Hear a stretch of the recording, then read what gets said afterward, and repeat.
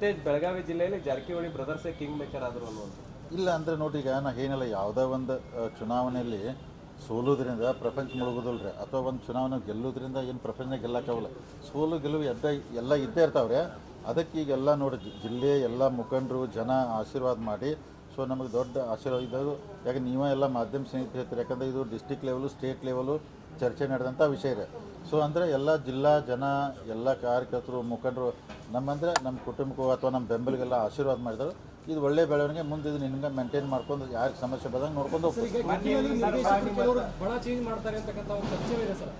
ಈಗ ನಿಮ್ಮ ಬಣದಲ್ಲಿ ಯಾರು ನಿರ್ದೇಶಕರು ಗೆದ್ದಿದ್ದಾರೆ ಅವ್ರ ಸಮುದಾಯವರು ಮುಂದೆ ಅಂದ್ರೆ ಬದಲಾಗ್ತಾರೆ. ತಮ್ಮ ಮಾನ್ಯ ನೀವು ಪೂರ್ವ ಒಂದು ಸ್ಟೇಟ್ಮೆಂಟ್ ಕೊಟ್ಟರೆ ನಮ್ಮ ಪ್ಯಾನಲ್ ಇದ್ದವ್ರಿಗೆ ಫೋನ್ ಹಚ್ಚಿ ಅಲ್ಲ, ಅವು ಅಂದರೆ ಚರ್ಚೆಗಳು ನಡೆದಿದ್ದು. ಯಾಕಂದರೆ ನೋಡಿ, ಎಲ್ಲರೂ ತಂತ್ರಗಾರಿಕೆ ನಾವು ಮಾಡ್ತೀವಿ, ಅವರು ಮಾಡ್ತಾರೆ.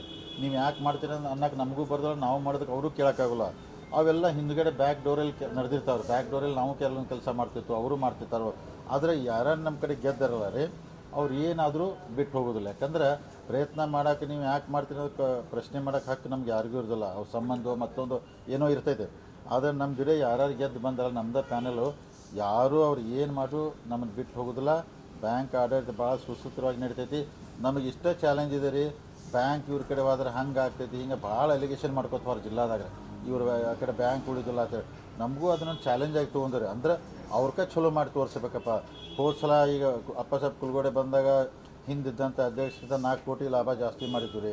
ಮುಂದಿನ ವರ್ಷ ಇನ್ನೂ ಜಾಸ್ತಿ ಲಾಭ ಮಾಡೋಣ, ರೈತರಿಗೆ ಹೆಚ್ಚಿಗೆ ಸಾಲ ಕೊಡೋಣ, ಚಾಲೆಂಜ್ ಮಾಡಿ ತೊಗೊಂಡು ಅವ್ರಕ್ಕೆ 5 ವರ್ಷ ಚಲೋ ಆಡಳಿತ ನಡೆಸಿ ತೋರಿಸ್ತೀವಿ ಜನಕ್ಕೆ.